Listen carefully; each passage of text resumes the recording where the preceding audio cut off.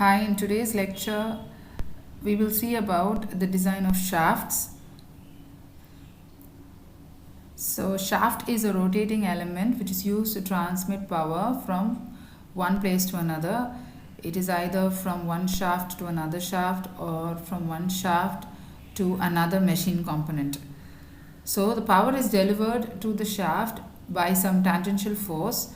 So, the resultant torque, which is formed inside the in the shaft, is used for transmitting the power from one shaft to the other. So, the material used for shaft need to have high strength, good machinability. It should have low knot sensitivity factor. It should have good treatment properties, and it should be highly wear resistant. So there are different types of material used for the manufacture of shafts. Carbon steel is one of the most commonly used material for shafts. So there are different grades of carbon steel such as 40C8, 45C8, etc. Such details are provided in the design data book. So there are two types of shafts. We have the transmission shaft and the machine shaft. So transmission shafts are shafts which transmit power from one point to another. Machine shafts are shafts which form an integral part of the machine itself. For example, the crankshaft, the axle, etc. So, the standard sizes of transmission shafts. So, there are standard sizes or diameters for and length for transmission shafts. Generally, cylindrical shafts of circular cross section are used. So, the diameter is given. They are of either 5 mm steps, 10 mm steps, or 15 or 20 mm steps. And the standard lengths of the shafts are 5 meter, 6 meter, and 7 meter. So there are different stresses acting in shafts. We have the shear stress due to torsional load. We have the bending stress, which can either be tensile or compressive. And then we have the stresses due to combined torsional and bending load. So design of shafts. So the shafts can be designed based on strength and based on rigidity and stiffness. So we will be looking into the details of the designing of shafts on the basis of strength. So on the basis of strength, we can design the shaft which are subjected to torsional moment, bending moment, which can either be compressive or tensile, and then subjected to combined load where both twisting and bending moment is present, and then the shaft subjected to axial load in addition to the combined load. So when a shaft is subjected to twisting moment, we use the equation T by J is equal to tau by R. The equation for J is nothing but pi by 32 into d power 4, which is the polar moment of inertia. T is the torsional moment. Tau is the shear stress. R is the radius or the distance from the neutral axis to the outermost fiber. So we have already derived the equation of torsional moment or twisting moment acting on a shaft in one of the previous lectures. So the same equation is derived here. So the equation can be given for a hollow and a solid shaft. If the power is given and if the speed is given, we can use the power equation 2 pi nt by 60 to calculate the twisting or the torsional moment. So a problem is given here to calculate the torsional moment or to design the shaft where a torsional moment acts. So a line shaft is rotating at 200 rpm. It is used to transmit 20 kilowatts power. The shaft may be assumed to be of mild steel with an allowable shear stress of 42 megapascal. So determine the diameter of the shaft neglecting the bending moment. So here the shear stress is given. So we can write the shear stress as tau, which is 42 megapascal. We are supposed to neglect the bending moment. So it is clearly a shaft where only torsional moment acts. So we are supposed to design the shaft, which means we need to calculate the diameter. The speed is 200 rpm and the power is 20 kilowatts. So we can calculate the torque using the power equation. And using the torque equation pi by 16 tau d cube, we can calculate the diameter of the shaft. The next problem, find out the diameter of a solid steel shaft to transmit 20 kilowatts at 200 rpm. The ultimate shear stress for the steel may be taken as 360 megapascal and a factor of safety is 8. If the hollow shaft is to be used in place of the solid shaft, find the inside and outside diameter when the ratio of the inside to outside diameter, which is small k, is equal to 0.5. So we can calculate the allowable shear stress tau using the ultimate shear stress and the factor of safety. So we have already used these equations while studying the theories of failure. So the allowable shear stress is nothing but the ultimate stress by the ultimate shear stress by factor of safety, or else we can also write the equation of factor of safety is equal to ultimate stress by working stress. So tau is calculated, and then we are using the power equation to calculate the torque, and then we can use the torque equation pi by 16 by tau into tau d cube to calculate the diameter. Now the same torque equation for a hollow shaft is used, considering the small k value as 0.5, and we can also calculate the inside and the outside diameters.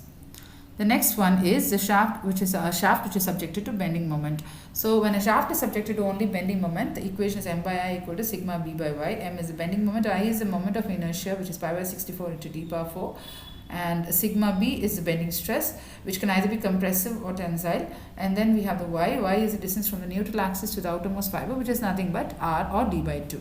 So we can write the same equation for a hollow shaft also. Now this equation also was already previously derived in one of the lectures when we were studying about the forces acting on a shaft.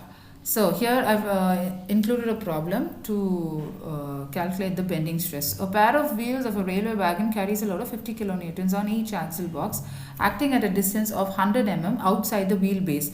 The gauge of the rails is 1.4 meters. Find the diameter of the axle between the wheels if the stress is not to exceed 100 megapascal. So we have two loads. Now this is a wheel for a railway wagon. So we have two wheels. So we have two loads 50 kilonewtons acting along the axle at a distance 100 mm outside of the wheel base. So this is a bending type of a load, and we can see that the space between the two wheels is 1.4 meters. So there are reactive forces for the wheels RC and RD. And we can calculate the bending moment as load into the perpendicular distance, from which we can substitute in the equation sigma by y equal to m by I, and we can calculate the diameter of the axle. So here your sigma b, which is a bending stress, is equal to 100 megapascal. The next one is shaft, which is subjected to combined twisting and bending moment. So when a shaft is subjected to a torsional moment and a bending moment, which can either be tensile or compressive, we can use the maximum shear stress theory, wherein the tau max is equal to half of root of the bending stress squared plus the 4 into square of the shear stress. And we can solve it, and then we can get the equation as root of m square plus t square is equal to pi by 16 tau into d cube. Now root of m square plus t square is your equivalent twisting moment, which produces the same torsional or twisting moment as that of te, which produces the same torsional or shear stress as that of tau. So we can equate tau max equal to tau, and in that case root of m square plus t square becomes equal to te. So te is equal to root of m square plus t square, which is equal to pi by 16 tau into d cube. Now using the normal shear stress theory, we can write the normal stress of a shaft sigma b, which is equal to half of sigma b plus half into root of sigma b square plus 4 into tau the whole square. So here also we can substitute the values for sigma and tau, which we have already calculated, which is nothing but the bending and the torsional stress, and we can simplify the equation of pi by 32 sigma d cube as half of m plus root of m square plus t square.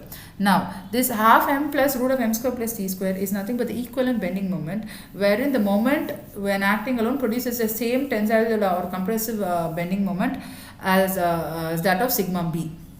So we can equate half of m plus root of m square plus t square as equal to sigma b. So it is nothing but pi by 32 into sigma b into d cube. So here sigma b max is equal to sigma b. Similarly, in the previous equation, tau max is equal to tau. So we are equating the equivalent bending moment as me. So I have worked out a problem to show the combined loads acting on a circular shaft. So a circular shaft is subjected to a bending moment of 3000 Newton meter and a torque of 10,000 Newton meter. The shaft is made up of 45 C8 steel having ultimate tensile stress of 700 megapascal and an ultimate shear stress of 500 megapascal. Assume a factor of safety as 6 and determine the diameter of the shaft. So now that we know the ultimate stress values and the factor of safety, we can calculate the working stress. So sigma b or sigma t, which is nothing but the bending stress, which is a tensile type of a stress. So we can either put it as sigma b or we can put it as sigma t. which is nothing but the ultimate stress by factor of safety. So we can calculate that, and then we can calculate the working shear stress as ultimate shear stress by factor of safety. So we can calculate tau. Now that we know the values of M and T, so the bending moment is 3000 Newton meter and the torque is 10,000 Newton meter, we can calculate the equivalent twisting moment and the equivalent bending moment, from which we can equate it to the torsional equation pi by 16 tau d cube, and in the case of bending moment we can equate it to pi by 32 sigma d cube. So we can calculate the diameter using the equivalent twisting moment and the equivalent bending moment, and the highest value of d can be chosen as the answer or the diameter of the shaft. So the next one is shaft subjected to axial load in addition to combined bending and torsional load. So an axial load is represented as F. So in addition to the combined torsional and bending load, we have the axial load F acting. So we consider the bending equation M by I equal to sigma by Y. So when we simplify that, we have 32 M by pi d cube. Now the stress due to axial load is nothing but stress is equal to load by area or force by area. So force F, which is the axial force, divided by area, which is pi by 4 d square, which is equal to 4F by pi d square. Now I will be using the solid shaft equations. So now the resultant stress will be nothing but a summation of the bending stress, which is 32 M by pi d cube, plus the axial load, which is 4F by pi d square. Now you can write the same equation for a hollow shaft also. So here we are taking the common factors 32 by pi d cube outside, and we have M plus F into d by 8 as a common value, and we are equating that as M1, and we can directly write the equation as 32 M1 by pi d cube.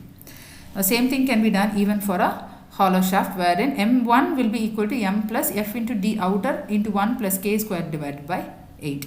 Now if in the case of a compressive load, if in the bending stress, if it is a tensile force, then there is no column factor to be included. If the bending stress is due to a compressive type of force, then the bending stress can be written as sigma c, wherein you will be including a factor called as a column factor alpha. It is due to the column effect when a compressive force acts on a solid shaft. So alpha into 4F by pi d square. Now the same thing is applied even for a hollow shaft, where alpha into 4F by pi d naught square into 1 minus k square is used.